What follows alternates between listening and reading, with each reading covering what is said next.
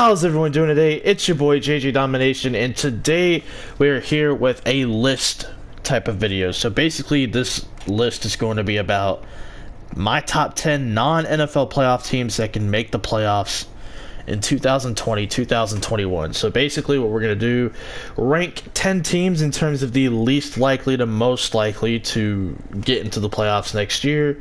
And if you want me to do it with the teams that, you know, the vice versa part of this, like teams that made the playoffs that won't make it, I'll drop that as well. But I figured I'd do this just based on what we know and kind of projecting as well. So just keep in mind, these rankings will vary. I'll actually come back to this in the summertime and revise it and just see, like, after free agency and the draft where we stand and kind of go from there. So this is like an early rough draft version of that, you know, so don't take this too seriously. It'll be updated. It's just based on, like, this past season and, like, what I've seen and, like, the scheduling and roster makeup, potential free agents, all that kind of stuff. But there are a few honorable mentions because, like I said, there are 10 teams that can make the list. And we're going to go through all of the honorable mentions. So first off, you know, Arizona. If Kyler Murray takes that next step, like I know he can, because I have a good feeling that he's going to be a star player in this league.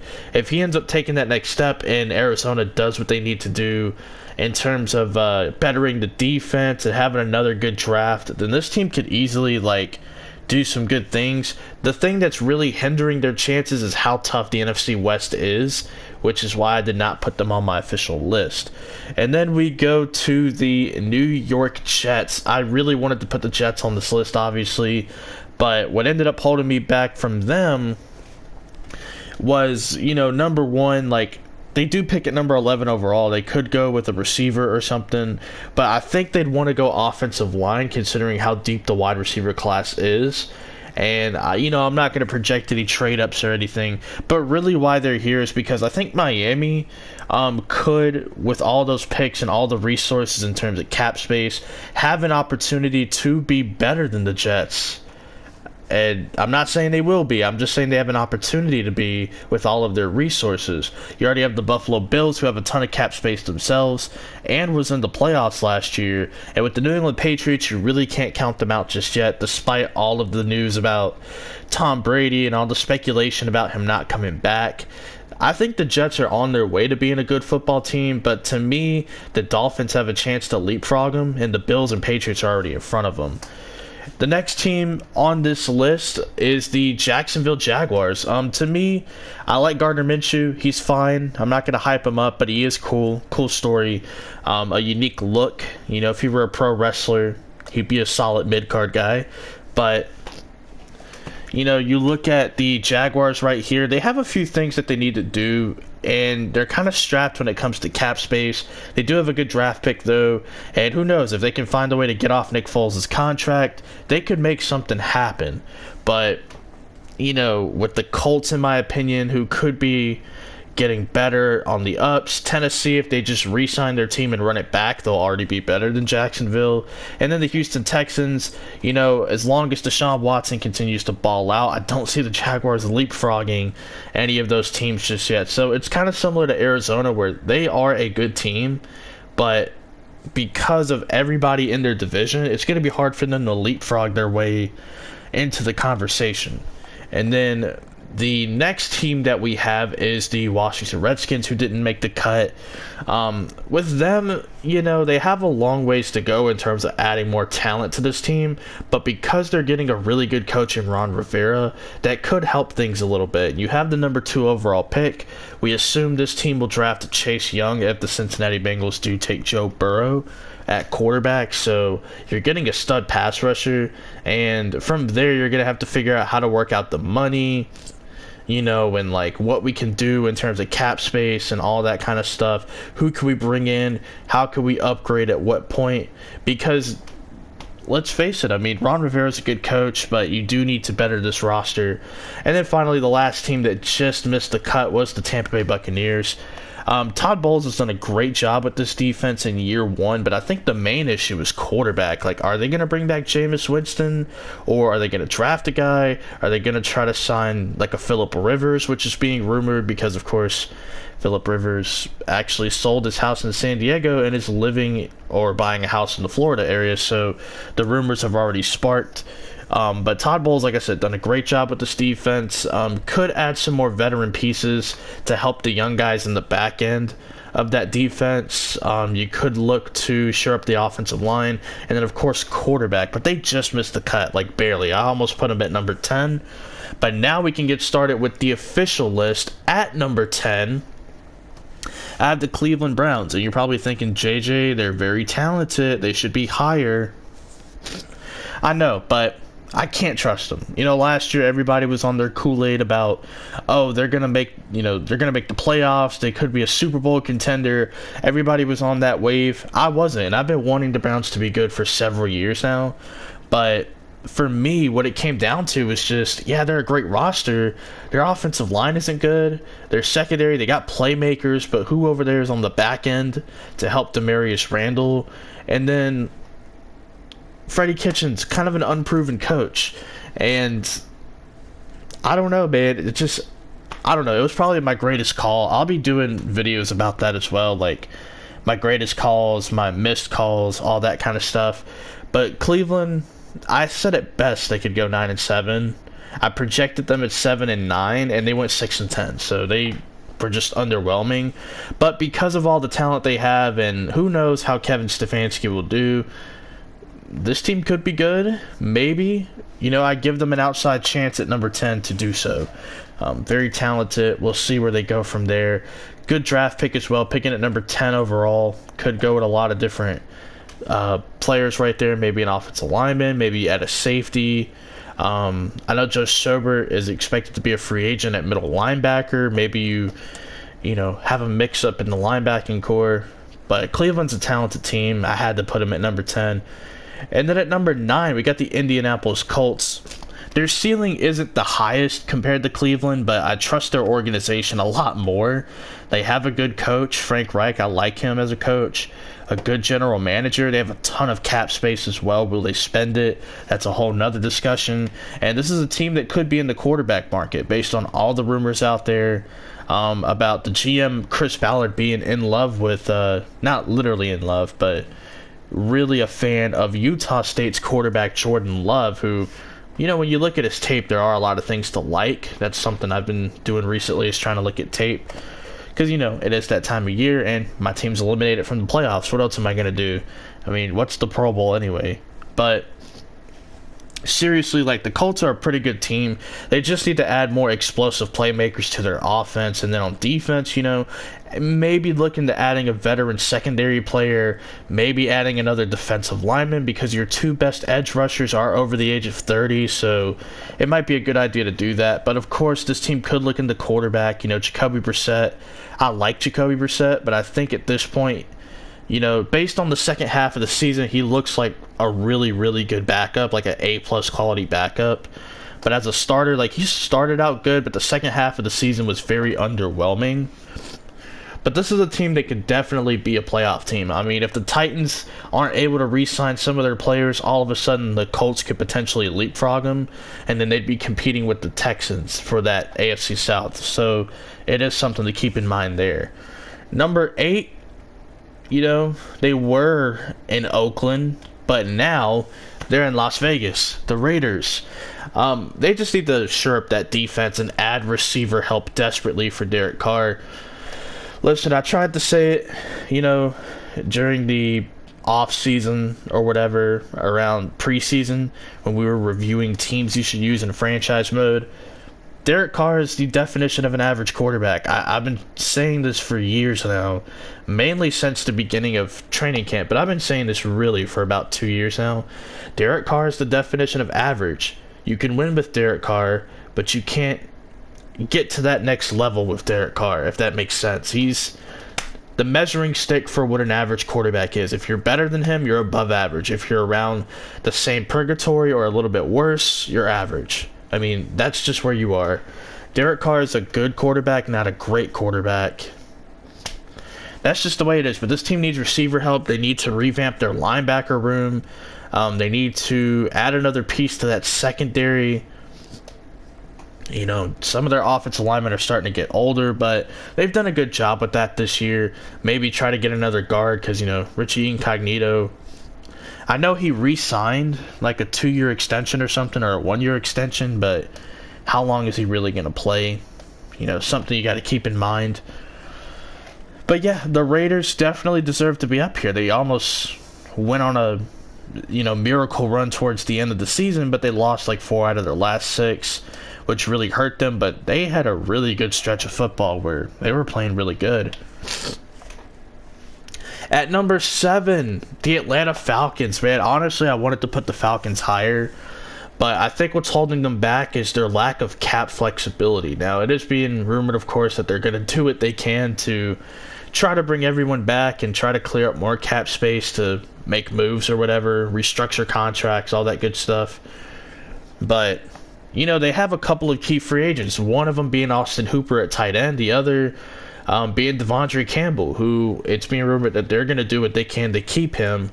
Now, Austin Hooper, if he does hit the free agent market, he's definitely going to have a market. Some teams that are rumored kind of early, and it's early rumors, don't take everything seriously. Some early rumored teams are being the Arizona Cardinals, the Seattle Seahawks, and the Green Bay Packers. Now, I like him on the Packers, trust me, because he's a pretty damn good player. But, you know, we'll see. All I'm going to say is this, though, for Atlanta. It's going to be hard to upgrade this team because you literally pay everyone and anyone. You had a solid draft last year. I think your guys just have to stay healthy on the offensive line, which is easier said than done. But who knows? Maybe if everyone's healthy, they have a solid draft, and they try to create some sort of cap flexibility. Who knows? The Falcons could be much higher, but you know, of course, around training camp, we're going to revise this list. So the Falcons could easily go from like number 7 to like number 2 when it's all said and done. Like, you never know. This is just a right now ranking. At number 6, another team that could easily be higher, the Los Angeles Chargers. The question marks for me are quarterback, offensive line, and maybe the future of the running back position, because let's face it, Melvin Gordon and Austin Eckler are both free agents. I think you should sign Austin Eckler and just risk Melvin Gordon going, but you know, do you really want to pay a running back, and do you really want to pay 2 running backs at that if you wanted to keep Melvin Gordon? That's tough. But also you have the potential of Phillip Rivers, of course, probably playing his last game in a Charger uniform. What do? Go after a veteran? Do they trade for Josh Rosen potentially? Do they draft a guy like Justin Herbert maybe? Or Jacob Eason? Who knows? Just a lot of questions there. This team definitely has the talent. That's why they're up here at number 6. Really, if they weren't this talented, they'd probably be like where Oakland is or Indianapolis. But the Chargers are really talented, and they could be higher, but because of the question marks surrounding quarterback, it's hard for me to put them any higher than 6 because I really like this top 5. So let's just go ahead and get into it. At number 5, from one Los Angeles team to another, the Los Angeles Rams. This team could easily be back in the picture, but the problem is cap space. Like, their top 5 players account for like almost 50% of the cap, which are not their top 5 players, but like, you know, 5 of their highest paid players account for like 50%, which is like Todd Gurley, Aaron Donald, what's his name, Brandon Cooks, Jared Goff, and, you know, Jalen Ramsey whenever his extension comes and kicks in. And then let's see, like Eric Weddle's making a pretty penny.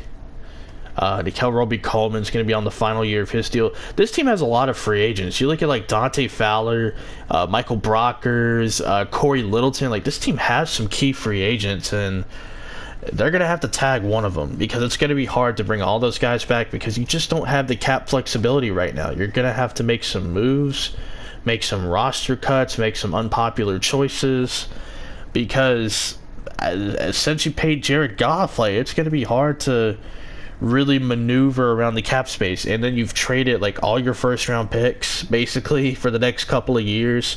So these mid-round picks, you're gonna have to hit on them. You're gonna have to hope you can develop them and that these guys can play, especially on the offensive line, because we saw what Jared Goff looks like when he doesn't have time to throw. It's my biggest criticism of his. When the pocket breaks down, he breaks down. So you got to keep your quarterback upright. But for the Rams, of course, they have all the star power. They have the talent. I like their head coach. They also did let Wade Phillips walk, or they let him go or whatever. So I don't know. 5 is about the highest you could really put them in terms of like everything going on with them. And speaking of a team where that's the highest you can put them because of their situation, the Dallas Cowboys at number 4. I like Mike McCarthy. We'll see how it actually goes. I mean, of course, did some good things in Green Bay. Didn't end well, but you look at the bulk of what he did, he was the model of consistency over there. However, this team has a lot of obstacles, in their way. Number 1, Ezekiel Elliott's contract. Ezekiel Elliott is a great player, but he is the personification of why you don't pay a running back. Look at what Raheem Mostert did in the playoffs. Look at what Ezekiel Elliott has done. He's still very good, but if you can get a guy making pennies compared to your $50 million guaranteed on a 6-year, $90 million contract, you look like you finessed the Cowboys, basically. But you have to pay like Amari Cooper. Byron Jones is a free agent. They may not even bring him back. They extended La'el Collins. You got like Robert Quinn, Dak Prescott, Michael Bennett, let's see, Randall Cobb. I think Jordan Lewis. No, not Jordan Lewis. Anthony Brown, I think, is the free agent. Malik Collins, Antoine Woods. Like, they just have a lot of free agents. And, it's easy to say, oh, we'll just pay Dak and we'll pay Amari and we'll still have, like, a lot of money left. Yeah, that's true.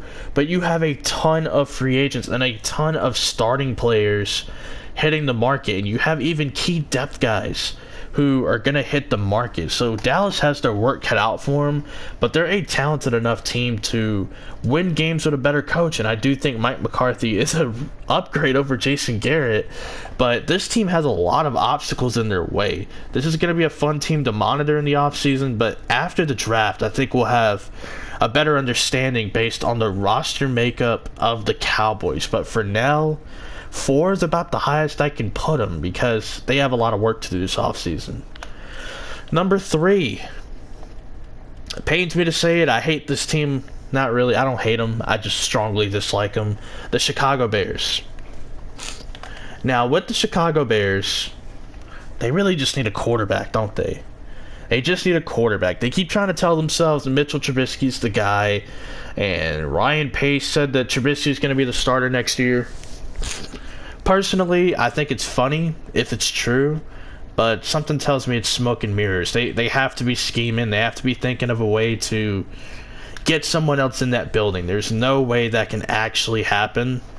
If it does, I mean, good for the rest of the North anyway, especially the Vikings and Packers, but this team really just needs a quarterback, and Kyle Long did retire, so maybe with one of your mid-round picks, you just draft a lineman and hope you can develop him.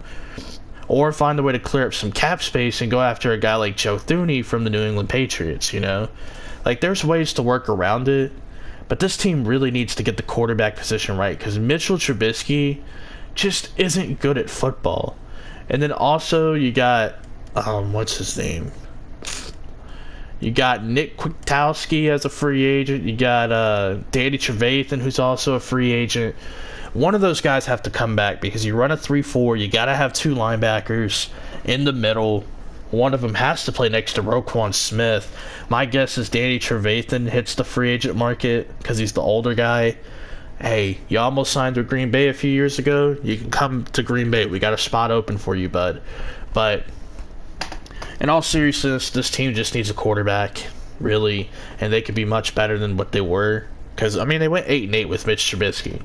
They also went 12-4 with Mitch Trubisky. So imagine if they had a quarterback that wasn't Mitchell Trubisky. They had a better quarterback. Like, hell, Andy Dalton would be an upgrade.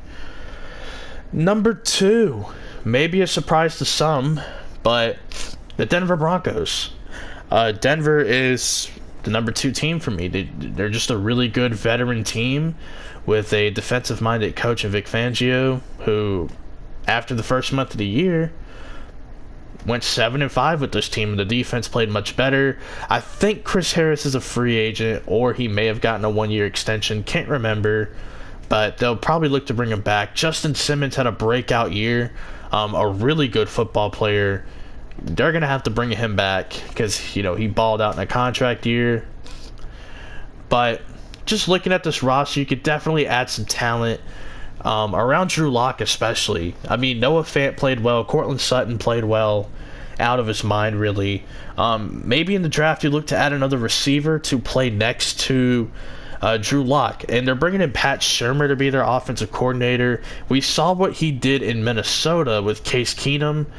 You know, he was really good for Case Keenum. I can only imagine what Denver will do with Drew Lock, because that's priority number 1. You have to get him to develop and show signs of growth if you want to have a chance to go on some sort of run. To me, Denver, if they just re-sign everyone, make a couple of savvy moves, and then if they just have another good draft like they did last year, then who knows? The sky's the limit for this team. I'm not saying they'll win a Super Bowl, but you know, they could probably get in the playoffs, upset someone in the wild card round. I truly believe that. Denver, they got a good roster. Vic Fangio's a good coach. Bringing in Pat Shurmur, that's a good hire. If Drew Lock continues to improve, that AFC West is going to be pretty damn competitive. And then at number 1, this team, I don't think it should be a surprise. I know a lot of people probably are forgetting about this team, but number 1's pretty easy. The Pittsburgh Steelers. They almost went to the playoffs with Devlin Hodges at quarterback, who was like the 4th quarterback on the roster, if you think about it, because Josh Dobbs got traded. Mason Rudolph, well, he was just terrible, and Devlin Hodges wasn't much better. So imagine if this team had a healthy Big Ben Roethlisberger. They're probably a playoff team. And imagine if the Steelers had somehow snuck into the playoffs over the Tennessee Titans. The Super Bowl could be different. Could be a different matchup. Because who knows? Maybe the Ravens don't get upset in the divisional round. You know, maybe they're the ones that beat Kansas City and go to the Super Bowl. Or maybe it's still Kansas City. Or maybe New England doesn't lose to a 6 seed at home. You know, so many possibilities if Pittsburgh would have got in. Probably for the better that they didn't, but they did trade their first round pick.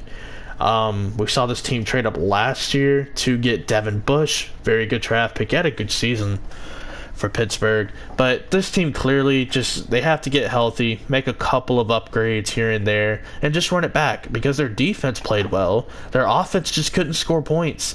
And Micah Fitzpatrick, you know, a guy I've been high on ever since I've seen him play for Alabama, like in his sophomore year. The guy's a stud. Like, it's pretty easy to see that he was going to be a stud. I liked him as a nickel corner, but they got him playing free safety in their scheme, and he's been really good. He's played as an all-pro, obviously, because he made all-pro first team with Jamal Adams. He's playing up to his potential in Pittsburgh with a much better defensive staff than Miami at the time. So that's good to see. You know, honestly, that's good to see. I thought for Miami, before he got traded, he could be like the Devin McCourty for Brian Flores, but he's come here and he's played well. He's played out of his mind. So if they can just get Big Ben healthy and keep him protected, and that defense continues to ball out, they can make the playoffs again for sure. They almost did it with Devlin Hodges. I'm sure they could do it with a healthy Big Ben in this roster. But hopefully you guys enjoy. Let me know down below, you know, like who would be your like number 1 non-playoff team from this year that makes it next year. Hopefully you guys enjoyed. Peace out.